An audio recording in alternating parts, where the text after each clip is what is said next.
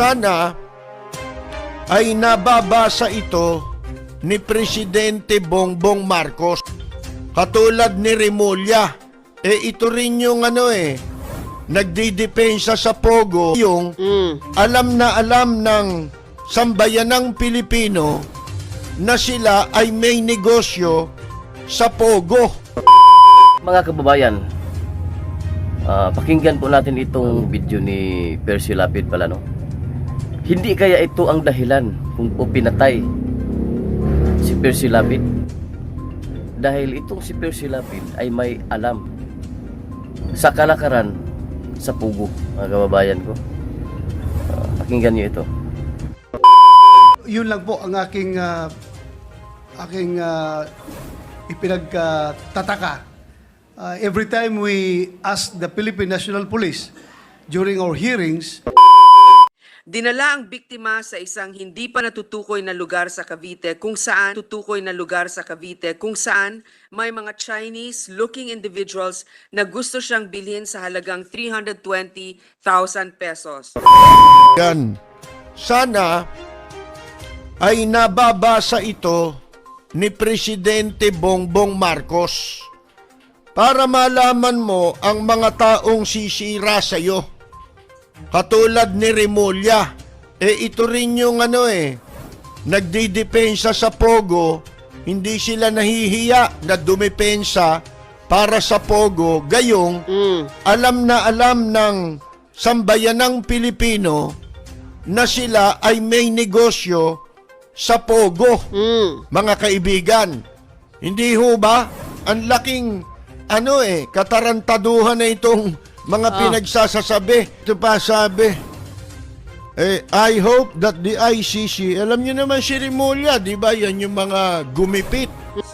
Nakiusap ang biktima na isa sa mga buyers kung pwede siyang bilhin para makawala siya sa mga kidnapper at pagkatapos ay tawagan na lang ang kanyang kapatid na magbabayad para tubusin siya.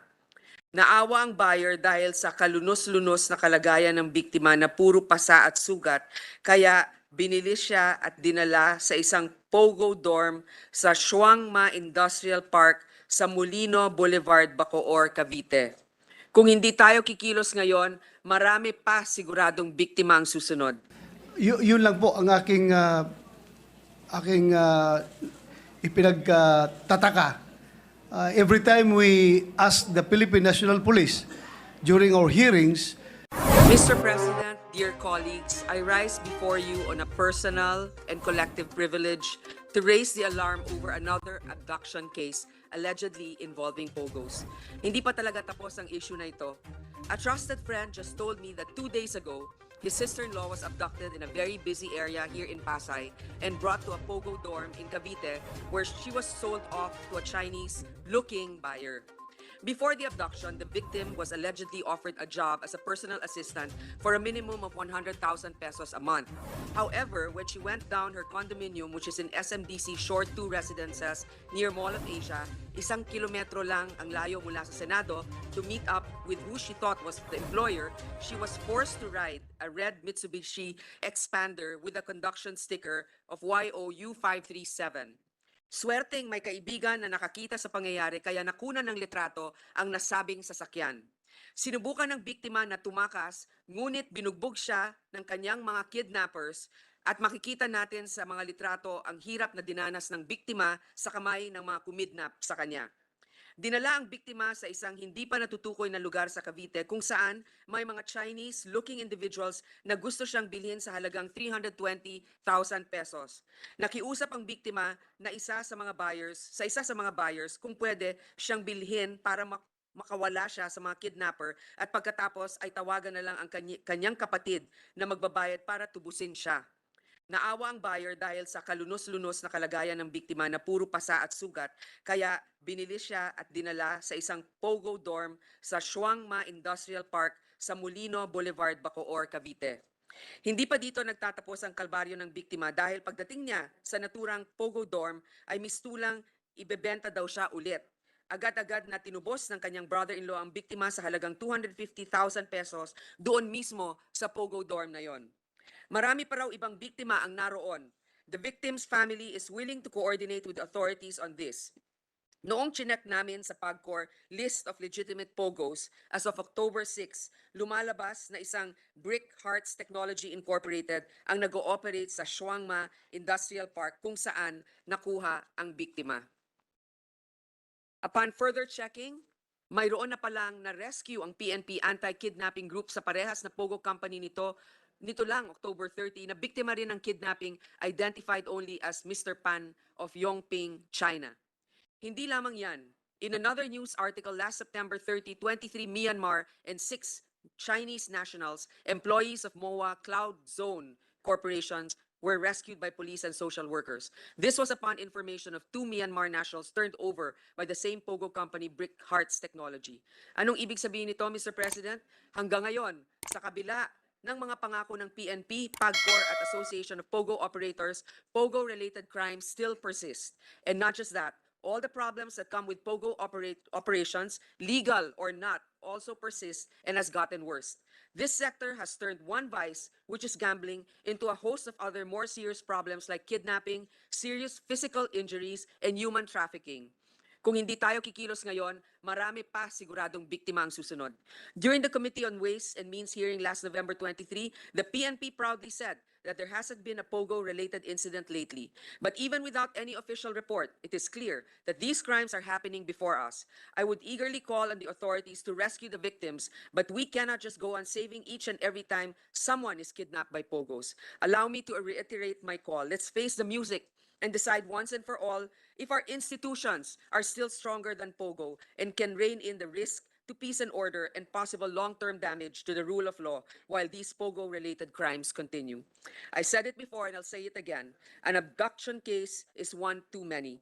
Leave it unresolved and it will spread like wildfire. And here we are, still trying to save it.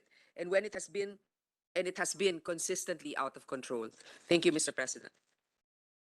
Thank you, Majority Leader. I believe many would like to interpolate. Mr. President, ladies first, Mr. President, I move that we acknowledge Senator Pia Cayetano. Our distinguished colleague from Taguig and Patero, Senator Pia and Cayetano, sir. Senator Bato. Thank you. Thank you to our colleague and gentleman, Senator Bato, for letting me go ahead. Very short, Your Honors, I'd just like to associate myself with the privileged speech of Her Honor, Senator Po. That's all. Thank you to our good senator from Taguig. Mr. President, Senator Bato, Ronald Bato de la Rosa would also like to... Our distinguished colleague, the chairman of the Committee on Public be Order and recognized. Security, Thank you. Dangerous Drugs, whose I'm sure this privileged speech will be referred to, is recognized. Thank you, Mr. President. The good gentlewoman from The Philippines. the Philippines yield to some clarificatory questions, Mr. President. Yes, Mr. President. But before that question, Your Honor, Mr. President, I just would like to associate myself with the rage that was being shown by our colleague as far as this POGO-related kidnapping incident is concerned. First, Mr. President, may I know from the good sponsor, if the good speaker, if this incident was already reported to the police? You know, Mr. President, when I spoke to the person who paid for the ransom, he didn't tell me that he did. I don't think he has, honestly, because he didn't mention the involvement of any police officials. So this is something that I can further clarify with him, but he has already said that they are willing to cooperate with the police to point out that place. Yes, Mr. President, I hope that our good colleague will advise these people to please cooperate with the police so that this can be acted upon immediately. And the next question, Mr. President, is the victim a Filipino citizen?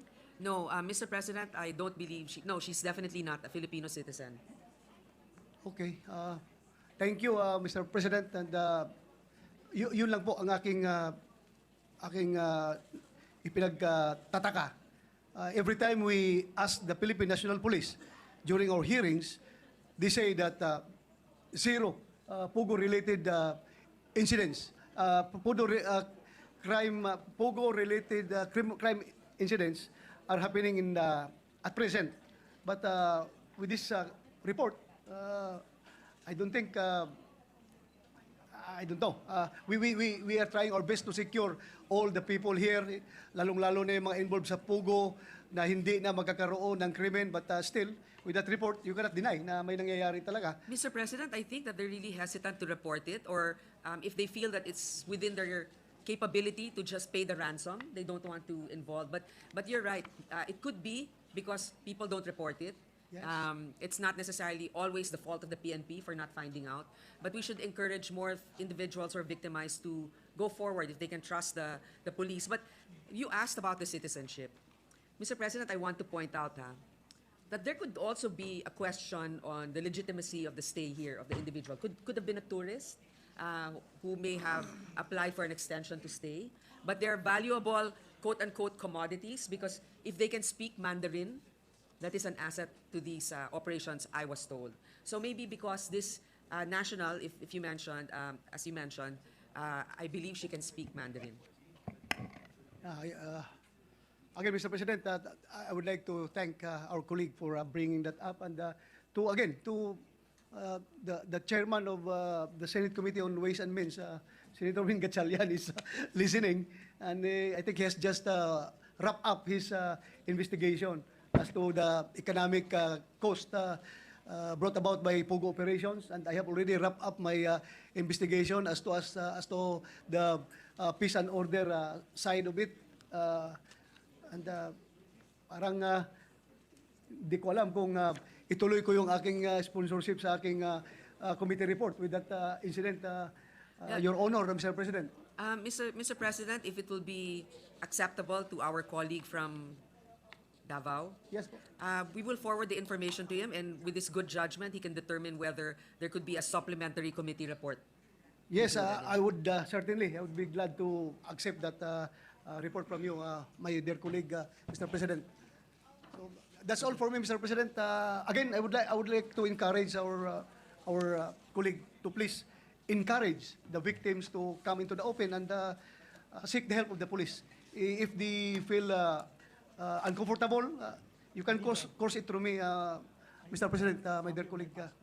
I would like to assure also our colleague from Davao that normally kasi we hear stories like this, but we don't really know the individuals who are victimized. This one is parang kaibigan mo talaga na kakilala mo, kunyari, si Senator Bongo, merong nabiktima, ganon ka close. So I can attest to this individual who reported. He's an upstanding member of the community, a very successful practitioner here in the Philippines. I don't doubt the veracity of that report. Being reported by our very honest colleague, I'm sure it is happening, and it happened really. So I just hope full cooperation will be extended to the law enforcement community so that they can address this problem right away, Mr. President. Thank you, Mr. President, Your Honor. Thank you, very Mr. much. President, and to our colleague from Davao. Mr. President, before we acknowledge and move for the Deputy Minority Leader to ask some questions, let me just point out again, Mr. President, and I'd like to commend and support fully our good friend, our dear colleague, Senator Grace Poe, for raising this very alarming issue, Mr. President. We have been talking about this for quite a while in the 18th Congress, now in the 19th Congress, and we have discovered a link, Mr. President, for many years now between the growth of the Philippine offshore gaming operators, POGO, and the rise of criminality, including prostitution and the increased threat of money laundering, among others. So, Mr. President, hindi na po bago itong issue na ating naririnig. Yung mga kidnapping, hindi rin bago. Ang bago na lang ngayon, Mr. President, kakilalang kakilala na ng ating mga kasama yung nabibiktima. Hindi na po ito narinig natin sa third person. Mismong kakilala ng ating colleague, yung nabiktima. Sana kumilos na po tayo kaagad. Huwag na nating hintayin na tayo mismo o pamilya natin yung makaranas nito, Mr. President. And again, we maintain our call on our law enforcers to continue to investigate and be on a high alert when it comes to POGO-related crimes, Mr. President. We also call PAGCOR, again, Mr. President, considering they are our chief regulatory gaming commission, Mr. President, na hanggang ngayon, Mr. President, nalulungkot po tayo dahil parang sirang plaka na tayo na sila yung chief regulatory body ng bansa, pero hindi nila alam kung ilan ang POGO workers, hindi nila alam kung ilan ang POGO operations dito sa bansa. So I hope, Mr. President, we can do better. And again, I thank our distinguished colleague, Senator Grace po. At this juncture, I move that we recognize our